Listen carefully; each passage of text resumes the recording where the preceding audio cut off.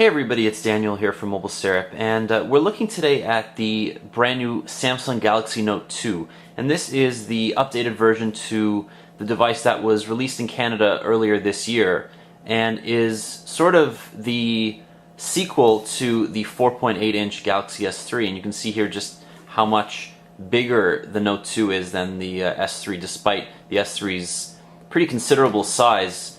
This is a 5.5-inch 720 by 1280 display, and it's no longer pen tile. So a lot of people who were fed up with kind of the fuzziness of text in pen tile displays, Samsung has overcome that and should be coming to its newer devices in the coming months. So you can be very happy about that. Ultimately, what that means is that text is sharper, colors are richer, viewing angles are better, and overall this is just a gorgeous screen. Even though it's slightly lower resolution than the original Galaxy Note, you won't be able to tell. Same design really as the Galaxy S3. You have your hardware button here on the bottom below the screen. It's really nice. This actually feels better than the Galaxy S3. You have your menu button to the left and your back button to the right. On the right side of the device is a power button. On the left is a volume rocker. At the bottom here is your MHL dock, which is a combination micro HDMI and micro USB port. And on the top is a 3.5mm headphone jack. On the back we have a 8 megapixel camera with an LED flash, same sensor and lens as the Galaxy S3, so fantastic shots out of here. And of course we have the S Pen, which is kind of the standard with the Galaxy Note series, and you can see that once we take it out now, you can actually interact directly with the screen. You can see if you hover your S Pen over the screen, there's this thing called Air View, which Samsung has enabled, allowing you to see a cursor and interact with the screen. So if I create a new note, it's pressure sensitive, so I can trace lightly or more heavily. There are tons of features here that are improved over the original Note, although the S Note package has actually been updated for the original Galaxy Note. So you're not missing out on any of the software, but the digitizer, the S Pen itself, are much improved over the original, and you don't get things like Air View with the original Note. So this is a big update even for those who have the original Note. This is fantastic for anybody who takes notes, who likes to sketch or draw, and is not that much more expensive overall than the Galaxy S3. So if you're willing to deal with a bit of extra space, a little bit, you know, it's not quite as big as a 7-inch tablet, and can easily fit in most pockets. So keep that in mind. This is just a better Galaxy S3 and includes an S Pen. That being said, the S Pen has a few more uses. Obviously, if we go into the gallery, you can use it to hover over albums and actually preview what's inside the album. You can see there, you can preview and then scroll between them, and that's really helpful. And you can do the same for video, although I don't have any video preloaded on here. You can see that this is the same version of Android, at least in terms of looks, as the original, as the Galaxy S3. However, if we delve into the menus here, we can actually see that this is running Android 4.1.1 Jelly Bean. And what that means is that there's a few added features that Google brought to the table, including Google Now, which is something that is becoming a lot more useful with Google pushing out updates fairly regularly. You can see here not only do we have weather, but if you are a commuter, it'll push you how long it'll take you to get home. It has places that you can check out in your area. You can actually look up sports scores. You can see when your next appointment is in your calendar. You can actually, if you update the app, it can actually use your Gmail content to track packages or other important information like that.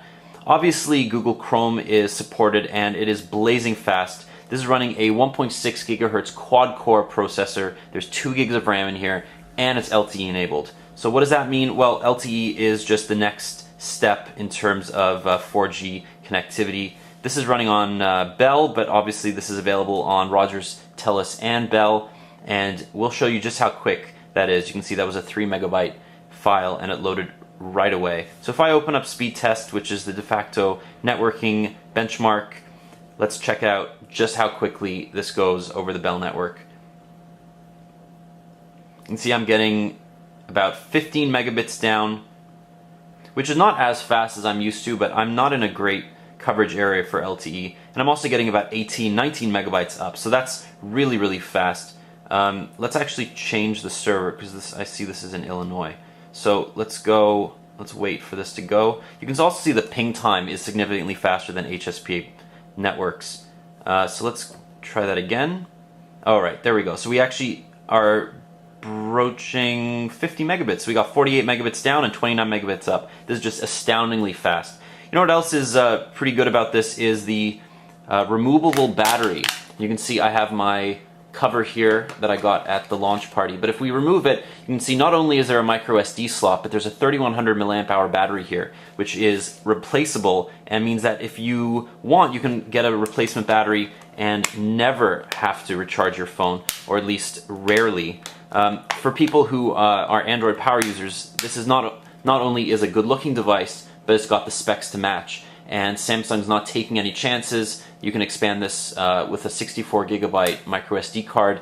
This comes in 16 and 32 gigabyte varieties, so obviously you're not going to be wanting for storage. Now, if we go into the menu here, you can see there's another couple things that Samsung's added in Jelly Bean, and one of them is called blocking mode, and this is essentially like a do not disturb mode. If you turn this on, you can disable notifications for incoming calls, any messages that you get, the alarms or timers, and it'll also disable the LED indicator at the top of the device. And you can also set different times that you want this activated, and you can allow certain contacts, all contacts, or you can create a custom list. It's very easy to set, and it's really helpful. Another thing that Samsung's done is changed or given you an option for home screen, and this is for people who aren't so familiar with Android. Makes things a lot kind of more basic. You have your favorite apps over here, you have your favorite contacts over here, big letters, very easy to set up,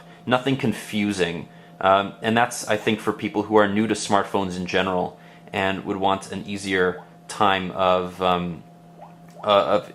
getting to know Android as an OS. Because as you know, Android hasn't always been the easiest OS to navigate. So we're back on the basic mode here, and you can see another thing that Jelly Bean brings to the table is expandable notifications. So I can hold the notification for Gmail down with 2 fingers, and I can expand it like that. Different apps are taking advantage of this, and you can swipe away to get rid of it.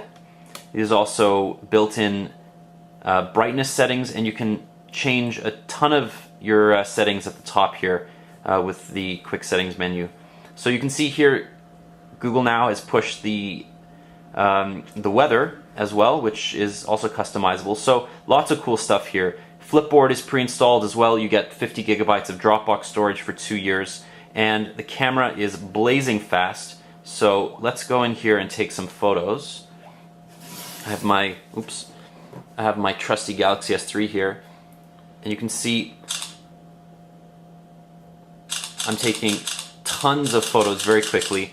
The Galaxy S3, there's also the ability to enable burst shot, and one other thing you can do, which is really cool, is you can actually use something called blink setting or blink mode. So you can actually check whether people have blinked, and it's called best shot. And this is something that Samsung has recently added as well, and it's very convenient for those who tend to blink during their shots. So you can go in here, and it's called best face, and you can take photos of people and it will detect whether they've blinked, which is really nice.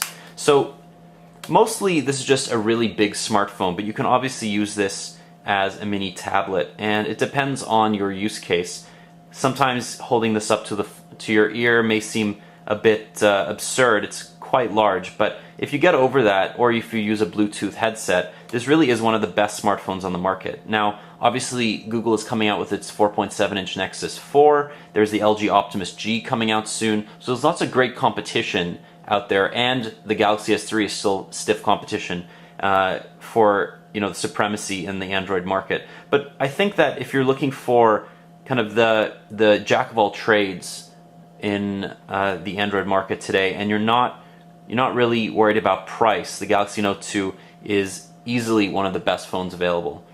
So, in short, buy the Galaxy Note 2 if you're already thinking about a Galaxy S3 and just want something that's a bit more powerful, a bit bigger, and overall just a bit more versatile. So this has been Daniel from MobileSyrup. Thanks so much for watching.